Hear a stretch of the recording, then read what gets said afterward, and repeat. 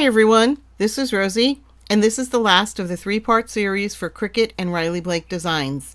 Today I will be giving you some pointers on assembling the blocks and the sashing for the all wrapped up throw quilt. By now you should have finished all of your prep work, and we're going to start the fun part, which is the sewing.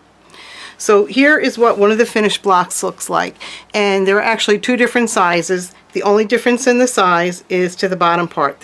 The bottom is a little bit longer on the larger block. We're going to treat this as two different strips. So this would be one strip that gets sewn together, and this will be the second strip that gets sewn together. And then once they're assembled, the top strip will be sewn to the bottom strip. So let's talk about sewing the pieces together. First of all, when you're sewing any quilt, the two most important things are being consistent with your cutting and being consistent with your seams. Now, if you've used the maker to cut out your pieces, you already have consistency with your cutting.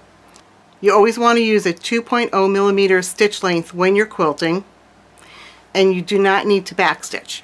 Your seam should be 1/4 of an inch in width, unless the pattern tells you otherwise.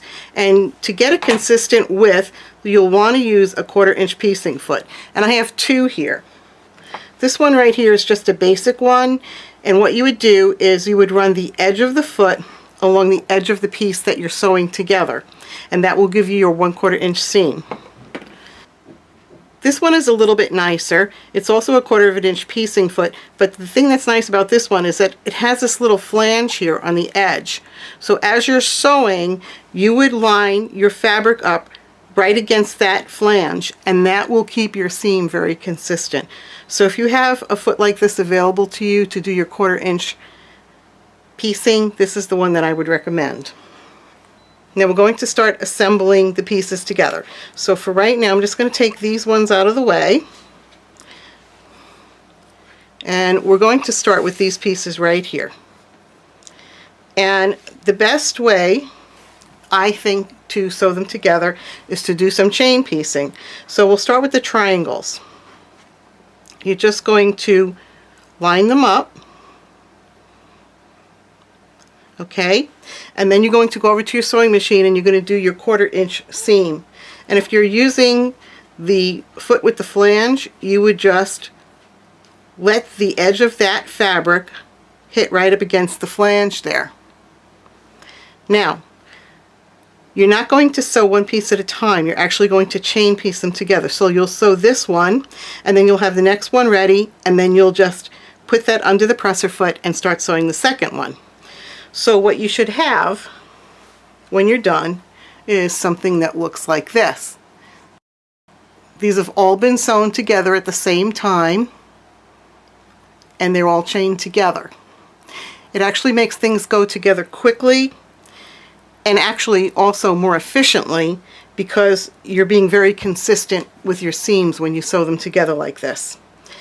Now once you have those done, you're going to take the middle part of the bow and you're going to put those right sides together.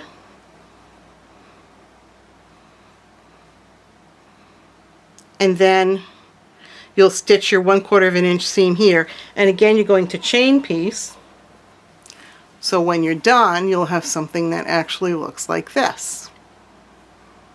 Now for this strip, you're going to sew the larger block to the strip in the middle. So you will just place them right sides together, and then you'll sew down with a 1/4 inch seam. And then you will sew the other side of the strip to the other block. Same thing with a 1/4 inch seam. And then when you press it, you're going to press the strip out towards the edges. Let's just press a few of these pieces open, and I'm going to start with one of the triangles that we've already pieced. And you'll want to press the seam towards the darker side. So I like to do it from the top or from the right side. I kind of finger press it open, and then I just take my iron and I give it a little press. You don't have to be going back and forth with the iron, just press it. And then you're going to see these little points here on each side. Those are called dog ears. You want to trim those off.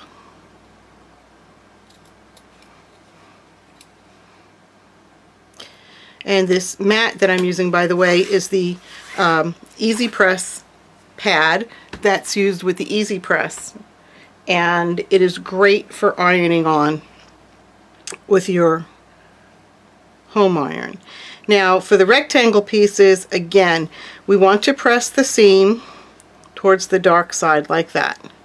So again, I'm just going to put it down, finger press it just a little bit, and then press down on it.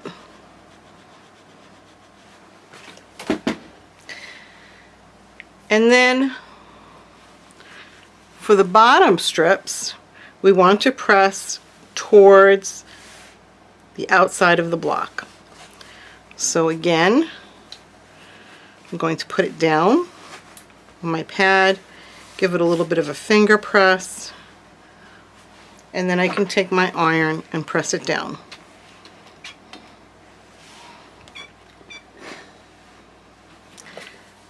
And you'll do that to both sides. You'll make sure that you're pressing towards the outer edge of the block on both of them. So you want your seam to face the outer edge of the block.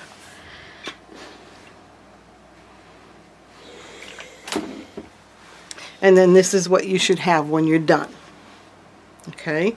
And this is how your triangle should look. The seam should be going towards the darker side, and on the rectangle, the seam should be going towards the darker side. After you finish sewing all of your triangle pieces and your rectangle pieces, you're going to sew a triangle to each side of the rectangle pieces. So you're just going to put them face together, right sides together, and you'll sew down with a 1/4 inch seam. So you'll do that on that side, and then again you'll put these two pieces right sides together and sew down with a 1/4 inch seam. Then once you have that sewn on, you're going to take these pieces right here, which are the larger rectangle white pieces, and you're going to sew one to each end of this whole unit. So one will go on this triangle and one on this triangle, and again right sides together and sew it down with a 1/4 inch seam. Then once you have all the pieces sewn together, you need to do some pressing. So you're going to press from the triangle piece here. This seam will go towards the center of the unit, and this seam will go towards the outer edge of the unit. So you just take your iron and press. You can do a little bit of finger pressing first.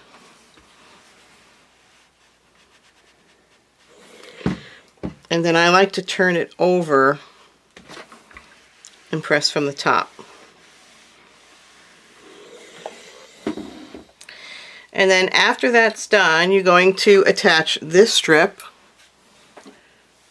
to the bottom half of the block. Now, these seams here are pressed towards the center, and these seams here were pressed towards the outside. And the advantage of doing that is that you have one seam going this way, one going this way, and they're going to lock together. So you're just going to place them together, and you're actually going to feel them lock. They're actually pressing together. The seams are actually pressing together now. So if you look here, you can see they're opposing, and right where this actual seam is, they lock together. So you'll put a pin there, and then you're going to do the same thing on this side. Okay, so you have opposing seams. One is going this way, and the one on the larger block is going that way. And when you put them together, they just lock in place. So you'll pin that together, and then you're going to sew all the way out to the outer edge with a 1/4 inch seam. And then when you press it, you want the seam to go towards the larger block. Now I have the strip sewn down, and I'm going to press it. So I want my seam to be pressed towards the larger block. So I'm just going to put it down here and just give it a little bit of a finger pressing first, and then I'll press it with my iron.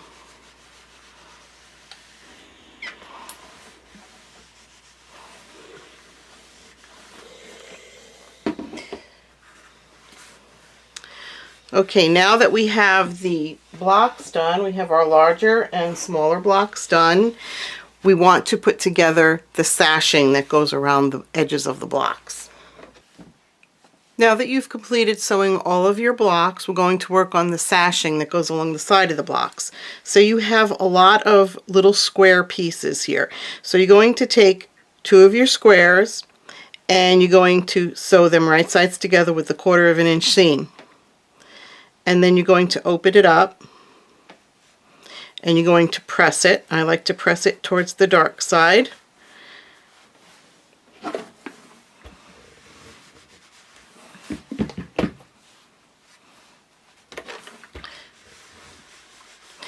And you can chain piece all of these together.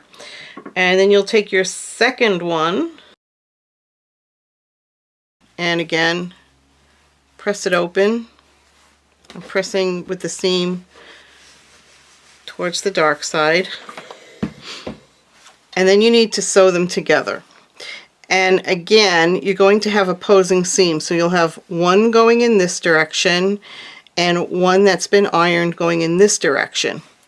And then when you place them together, matching them at the seam there, they're going to lock into place because those seams are opposing. And then you're going to take it over to your sewing machine and you're going to sew here with a 1/4 of an inch seam. And when you're done, you should have a block of the 4 squares that looks like this, and you want to iron that seam in one direction. Then you're going to take this unit with the 4 square blocks on it and you're going to sew it to one of the white sashing pieces. Now when I did these, I chain pieced them together. So I have a whole bunch of them. I just kept lining them up and running them through my sewing machine.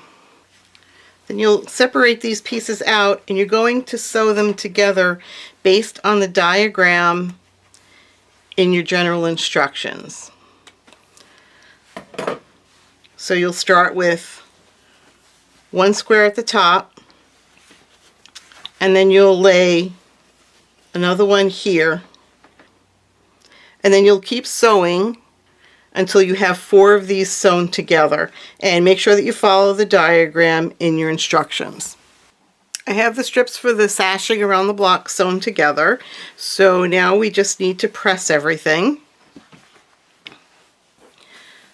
So you'll take one of the sashing strips and you want to press your seam towards the long rectangular white piece.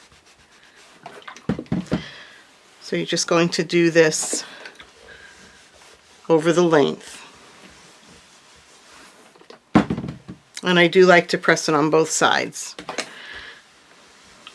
Now we are ready to sew our blocks into the strips.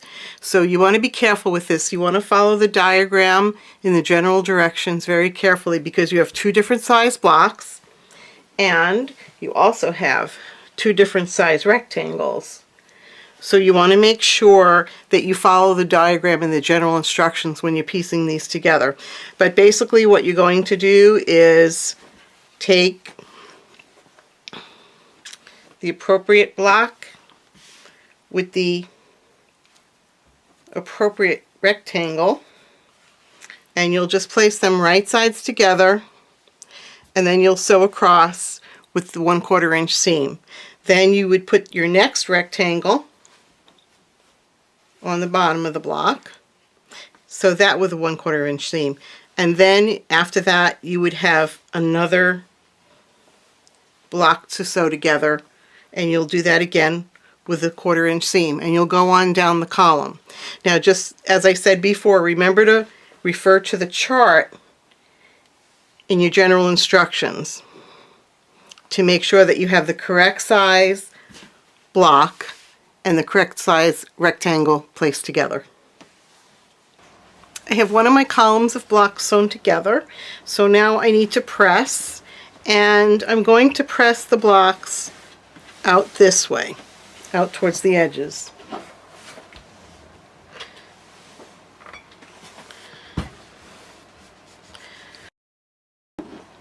Then when I'm done pressing, I'm going to pin this column to one of the sashing columns. Now we're ready to sew the blocks to the sashing pieces, and the best way to do that is to find the quarter points on both the blocks and on the sashing. So I have the blocks right here, and I folded it exactly in half, and I'm just going to take a pin and mark my halfway point. So right where I folded it, that's my halfway point. Okay. Now that I've done that, I'm going to take the other end of the column and I'm going to fold it right up to the halfway point. And now I have another fold right here. This is one of the quarter points. And I'll mark that with a pin. Now, this section right here, the one that I just folded, this represents 1/4 of the column.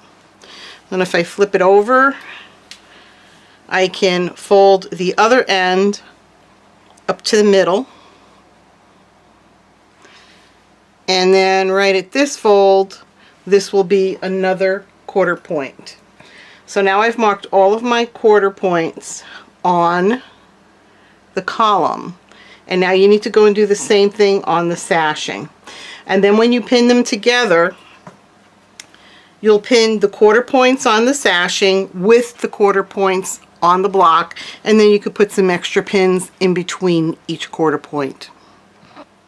So now I have both the block column and the sashing column folded into quarters.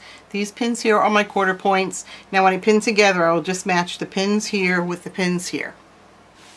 So you'll start over here. You're going to put in a pin right on the edge there.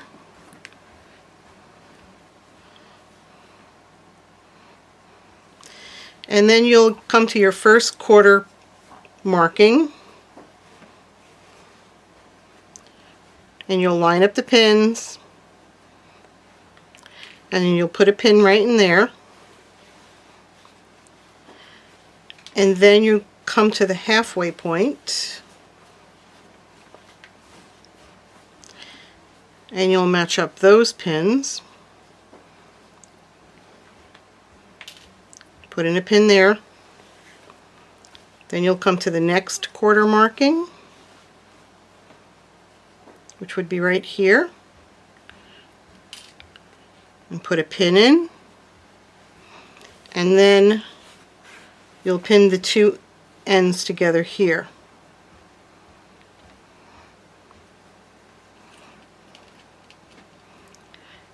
And then what I will do is in between, so in between this pin and this pin, I'll add a few more pins all the way on down the length.